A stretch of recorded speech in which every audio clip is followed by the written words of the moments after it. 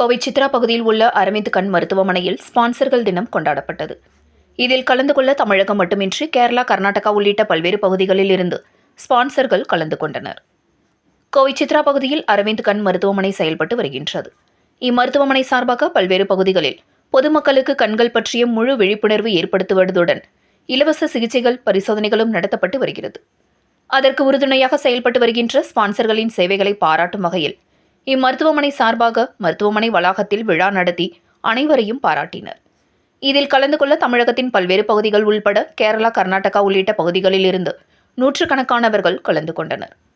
நிகழ்ச்சிக்கு அரவிந்த் கண் மருத்துவமனையின் தலைமை மருத்துவ அதிகாரி டாக்டர் நரேந்திரன் வரவேற்புரை ஆற்றினார். தொடர்ந்து கண்புரை ஏற்படுவதால் உருவாகும் பாதிப்புகள் குறித்து கண்புரை அறுவை சிகிச்சை மருத்துவர் பால சரஸ்வதி சிறப்புரையாற்றினார்.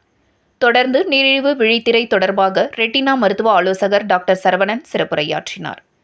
கண்களில் ஏற்படும் காயங்கள் குறித்தும் அதற்கு உண்டான தீர்வுகள் குறித்தும் டாக்டர் விஜய் ரங்கராஜன் சிறப்புரையாற்றினார்.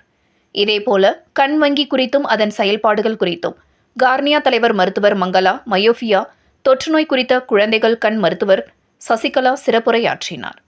தொடர்ந்து அரவிந்த் கண் மருத்துவமனை கடந்து வந்த பாதைகள் குறித்தும் அதற்கு உறுதுணையாக இருந்த ஸ்பான்சர்கள் அனைவருக்கும் விழா மேடையில் வாழ்த்துக்கள் தெரிவிக்கப்பட்டது.